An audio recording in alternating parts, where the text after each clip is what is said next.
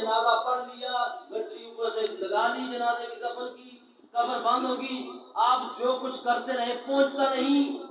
ان کے لیے جواب ہے کہ حدیث مصطفیٰ صلی اللہ علیہ وسلم اور مسلم شریف کی روایت ہے۔ میں کبھی تقریر ساتھ لے کے نہیں جاتا، لیکن آج لایا اس لیے کہ یہ موضوع ایسا ہے، اعتراض بھی ہو سکتا ہے۔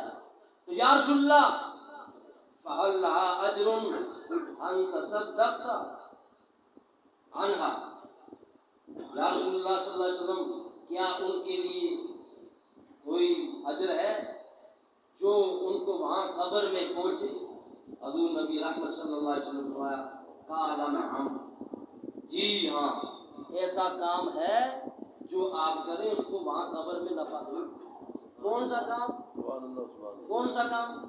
یہ اصالہ ثواب، یہ جو قرآن مجید کی تلاوت، کسی کے پانی کا بندوبست، کسی جگہ راستہ بنا کر کسی کے اصالہ ثواب کے لیے کرتے ہیں، یہ سارے جو کام ہیں اچھے کام، کار خیر، یہ آپ کر کے کسی کو بھی اپنے مرحوم کو اصالہ ثواب کریں گے، اس کا اجر اسے وہاں قبر میں پہنچے۔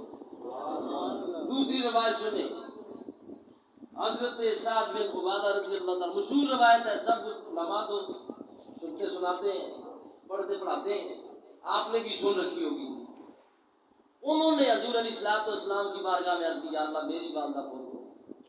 حضرت سعد بن عبادہ صحابی رسول، یا رسول اللہ آپ مجھے کوئی ایسا عمل بتائیں کہ میری والدہ کے وہاں قبر میں نفع پہنچے۔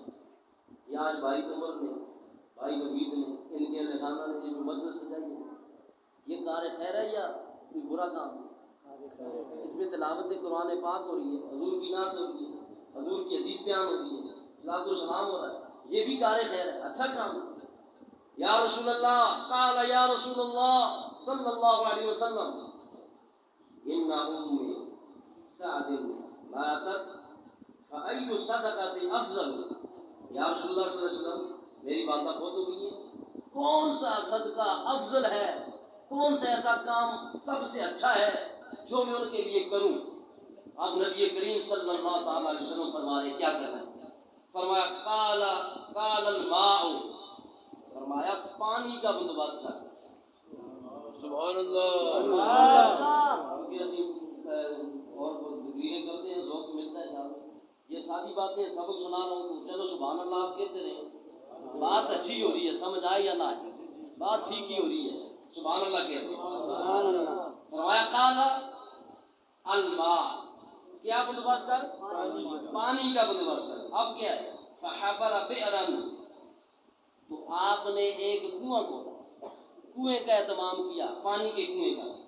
وقال هذه الام سعد، اور اس کنویں کا نام ہی پڑ گیا سعد کی ماں کا کنواں،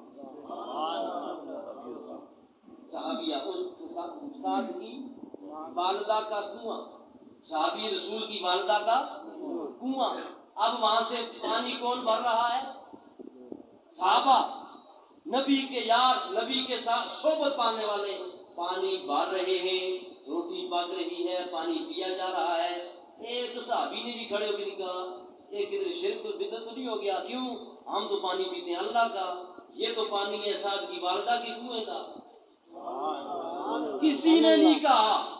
آج جو لوگ چیلم کی، سوئم کی، بیسویں کی کھانا روٹی نہیں کھاتے، وہ کہتے ہیں یہ تو بدعت ہے، معاذ اللہ شرک ہے، صحابہ نے کیا نہیں، اب تو کھانا شروع کر دیا تو گزارا نہیں، لیکن اعتراض کرتے رہے، آج بھی کچھ کرتے ہوں گے، لیکن ان کے لیے سبق یہ ہے کہ نبی پاک صلی اللہ علیہ وسلم نے تلقین خود فرمائی، سبق خود سکھایا، طریقہ خود بتایا، فرمایا افضل صدقہ یہ ہے، تیری والدہ دنیا سے چلی گئی ہے، ان کے لیے پانی کا اہتمام کر، وہ پانی جب تک وہاں سے مسلمان پیتے رہیں گے اس کا ثواب تیری والدہ کو پہنچتا رہے گا۔ سبحان اللہ۔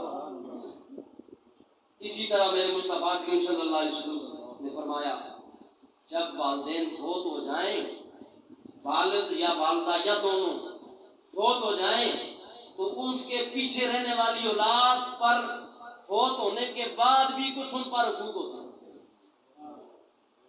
جس کا والد فوت ہو گیا، والدہ فوت ہو گئی، اولاد زندہ ہے، اب جو فوت ہو گئے ہیں وہ تو ہم سمجھتے چلے گئے بس ختم، نہیں، اب ان کے حقوق بھی کچھ باقی ہیں اولاد پر۔ اور فرمایا وہ 5 حقوق ہیں. کتنے؟ 5. 5 حقوق ہیں. پہلا حقوق یہ ہے، اختصار کے ساتھ عرض کروں، پہلا حقوق یہ ہے الصلاۃ علیہما. سب سے پہلا اولاد پر والدین چلے جائیں، بیٹے پر یہ حق ہے کہ وہ اس کی نماز جنازہ پڑھے. پہلا حق یہ. اب یہ تو جو دیندار بچہ ہوگا، جو دیندار جس نے اپنے بیٹے کو حافظ عالم بنایا ہوگا، دینی ماحول میں رکھا ہوگا، اس کو تو یہ قدر ہوگی، وہ پڑھے گا نہیں. ورنہ ہم نے خود دیکھا ہے کہ بیٹے جناب باپ کا جنازہ ہو رہا ہے، وہ دوسرے کاموں میں مصروف ہے. میں ذرا یہ کام نپٹا لوں، جنازہ کریں. یعنی پہلا ہی حق جو جانے کے بعد والد کا والدہ کا ہے، علم نہ ہونے کی وجہ سے، علم کی صحبت اور شعور نہ ہونے کی وجہ سے وہ پہلا حق ہی بیٹا اپنا جو ہے وہ نہیں ادا کر سکتا. اختصار کے ساتھ دوسرا فرمایا، دوسرا حق یہ ہے والاستغفار لہما.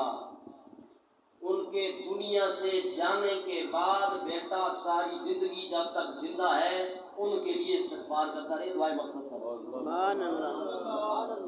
ان کے لیے کیا کرتا رہے؟ استغفار کرتا رہے. یہ باتیں نوٹ کریں ذہن پر. صرف ہم جو ہے نا، چلو آسمانی بھی اچھی چیز ہے، ذکر بھی، سورے بھی، سب چیزیں اچھی ہیں، لیکن کچھ ہمیں سبق بھی آنا چاہیے، ہمیں کچھ معلومات بنیادی بھی آنی چاہیے. اور فرمایا تیسرا حق یہ ہے، 2 حقوق ہو گئے. فرمایا تیسرا یہ ہے اکرام صدیقہما. فرمایا جو والد یا والدہ، ان کے جو والدہ کی سہیلیاں، والد کے جو دوست تھے، ان کا احترام بھی، یہ بھی اس کے بیٹے پر یا بیٹی پر فرض لازم ہے. کہ دنیا سے جانے کے بعد اپنے والد صاحب کے دوستوں کا احترام کرے، والدہ کی ہیں تو والدہ کی سہیلیوں کا احترام کرے، یہ بھی حق ہے. اور فرمایا چوتھا حق، اس روایت نے جو 5 حقوق بتائے ان میں سے فرمایا چوتھا یہ ہے انفاذ احدہما.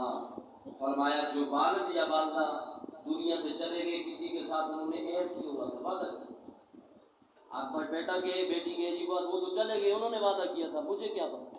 کہا نہیں، اگر وہ کسی کے ساتھ کسی چیز کا، کسی کام کا کوئی بھی وعدہ کر کے گئے تھے، اب بیٹے پر، اولاد پر یہ حق ہے کہ یہ ان کا وعدہ پورا کرے.